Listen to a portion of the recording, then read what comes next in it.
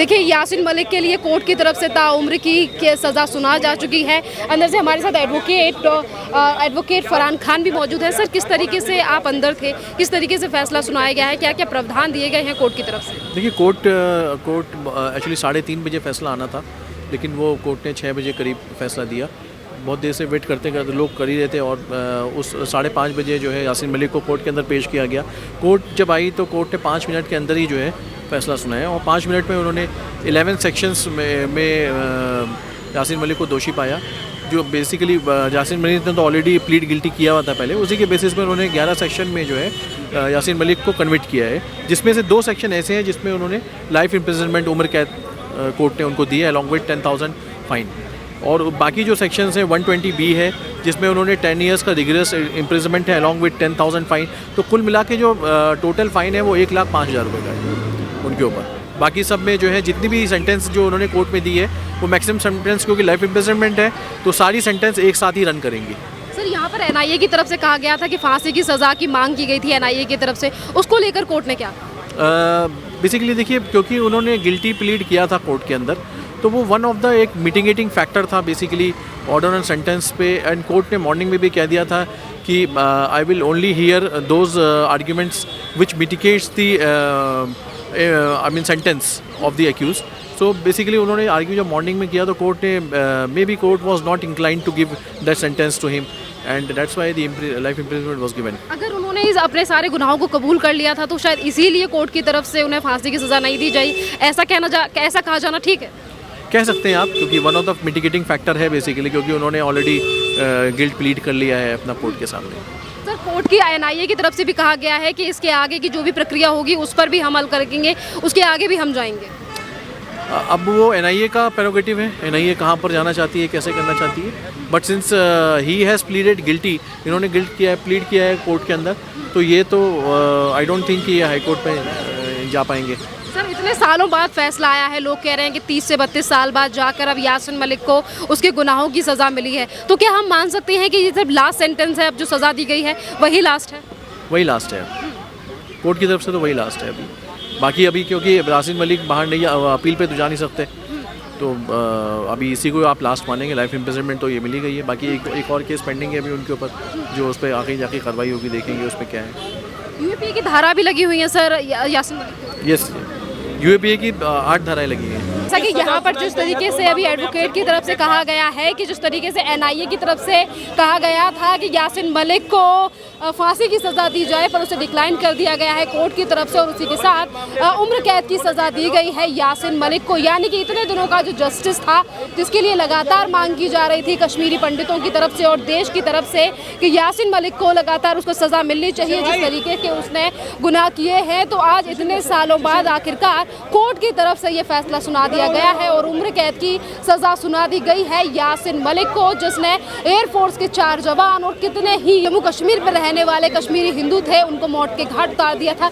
तमाम तरीके के जिस तरीके से यासिन मलिक के द्वारा एक अलगाववादी नेता, एक आतंकवादी नेता, आज उसको अपने गुनाहों की सज़ा पटियाला कोर्ट की तरफ से मिल चुकी है, जैसा कि हम देख पा रहे हैं। आपको बता दें कि आज अगर यासिन मलिक को सज़ा मिली है तो उससे पहले यासिन मलिक की बीवी से लेकर उनकी बहन जो है वो कुराने पढ़ रही थी और कह रही थी कि भाई को सज़ा नहीं मिलनी चाहिए। और जहां आपको बता दें कि जहां एक ही बड़ा झटका है उन तमाम लोगों के लिए जो बार बार पर यासिन मलिक को बचाने का प्रयास कर रहे थे, चाहे फिर वो शाहिद अफरीदी हो, महबूबा मुफ्ती हों, जो बार बार पे ये कह रहे थे कि यासिन मलिक को सज़ा देने से या फांसी की सज़ा देने से कश्मीर का मुद्दा जो है वो हल नहीं होगा। आज उन लोगों के लिए ये बड़ा झटका है।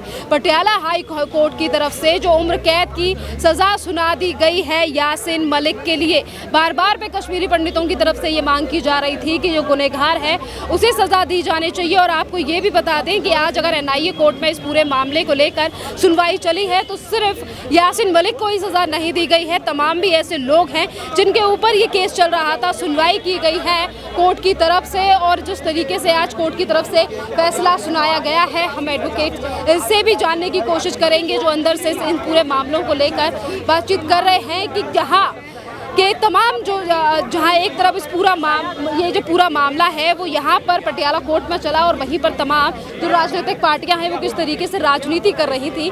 यासिन मलिक के नाम को लेकर के यासिन मलिक को फंसाया जा रहा है या फिर उनके खिलाफ ये सारी चीज़ें की जा रही हैं, पर अब देख सकते हैं कि किस तरीके से जो न्याय है वो हुआ है उन कश्मीरी पंडितों के साथ, उन लोगों के साथ जो लगातार जस्टिस की मांग कर रहे थे। और अभी इसी तरीके की प्रक्रिया अभी और भी जारी है जो उन तमाम लोगों को सजा होना बाकी है। आपको बता दें कि आज एनआईए कोर्ट में अगर इस पूरे मामले को लेकर इस पटियाला कोर्ट में सुनवाई चली है और यही वो गेट है। हाँ, अभी आप देख सकते हैं कि अभी ये इसी कोर्ट पटियाला कोर्ट की तरफ से यासिन मलिक को उम्र कैद की सज़ा दी गई है और अभी यासिन मलिक अंदर ही कोर्ट के हैं। अभी पुलिस की तरफ से उन्हें कस्टडी में यहाँ से ले जाया जाएगा। आप देख सकते हैं कि यहाँ पर भी तमाम भीड़ जो है वो पटियाला कोर्ट के गेट नंबर 1 पर यहाँ पर मौजूद है और कितने ही सेक्शन, कितनी धाराओं के अंतर्गत ये जो आज सज़ा दी गई है यासिन मलिक के लिए भी हम विस्तार से बताएंगे कुछ ही देर में किसी एडवोकेट से बात करके। जो तमाम एडवोकेट एक के बाद एक अंदर से बाहर आ रहे हैं उनसे भी हम बात करेंगे इस पूरे मामले को लेकर। तो वही आप देख सकते हैं कि जिस तरह जो राजनीति बार बार पे, जैसा कि मैंने पहले भी जिक्र किया है, अब फाइनली जाके इतने दिनों बाद अगर हम बात करें कि 1990 में वायुसेना के 4 जवानों को इसी व्यक्ति यासिन मलिक ने, जो अलगाववादी नेता है, इसी के द्वारा मारा गया था, हत्या की गई थी उन 4 वायुसेना के जवानों की। और बात अगर हम कश्मीरी पंडितों की करें तो किस तरीके से चीज़ें कश्मीर फाइल्स में भी हमने देखी और उसके अलावा भी जो चीज़ें हैं उनके बारे उन चीज़ों को भी आज देश की जनता अच्छी तरीके से जानती है कि कैसे बड़े आतंकवादी घटनाओं में शामिल रहा यासिन मलिक। और इससे पहले टेरर फंडिंग के जो मामले थे उन्हें भी स्वीकार कर लिया गया था यासिन मलिक की तरफ से और कहा गया था कि वो इसके खिलाफ नहीं जाएगा, जो भी फैसला सुनाया जाएगा, जो भी चीज़ें कही जाएंगी कोर्ट की तरफ से उसी के तहत कार्रवाई की जाएगी। अब जाकर पटियाला हाउस कोर्ट की तरफ से फैसला सुना दिया गया है, उम्र कैद की सजा सुना दी गई है। Under section 17 also he has been imprisoned with life imprisonment with 10 lakh fine. Okay. Yes. So basically, Yasin Malik has been given 2 life sentences Yes. for terror funding and raging war. And all the sentences will run concurrently.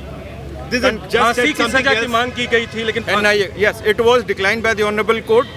No capital punishment has been awarded in the present case. क्या Only life. Case रहा NIA ने जो मांग की थी उसको decline करने की? Sir, for that I have to go through the detailed sentencing order. Then only I can tell you the detail. So do you have this? What is this copy, sir? This is the copy regarding for what offences he has been punished under what. This is my copy. So This is my copy. Accused number 14, Yasin Malik. These are the sections. No, these are the sections. Yeah. 10 years, life, 10 years, 5 years, 10 years, life, 10 years, 5, 10 years. So once again, for the benefit of our viewers, can you please tell us which are the sections under which he has been given life imprisonment? Section 121 IPC and Section 17 IPC. Section 17 UAPA. अखंड जी एक बार फिर कैमरे पे दिखा दे कौन कौन section के तहत कितनी सजा दी गई है कैमरे पे ऐसे। जी जी He has been awarded sentence under 120B. बिल्कुल 120B IPC, 121 IPC, 121A IPC, 13 UAPA read with 120B IPC, 15 UAPA read with 120B IPC, 17 UAPA, 18 UAPA, 38 UAPA and 39 UAPA, 20 UAPA. आपने कहा कि डिक्लाइन क्यों किया गया, इसके लिए आपको डिटेल्स में जाना होगा। लेकिन नॉर्मली क्या आधार होता है इस तरह के डिक्लाइन जब किए जाते हैं, जब फांसी की सजा मांग की जाए? The court has also looked into the socio-economic and what about his past conduct also whenever any sentence is given in any of the case.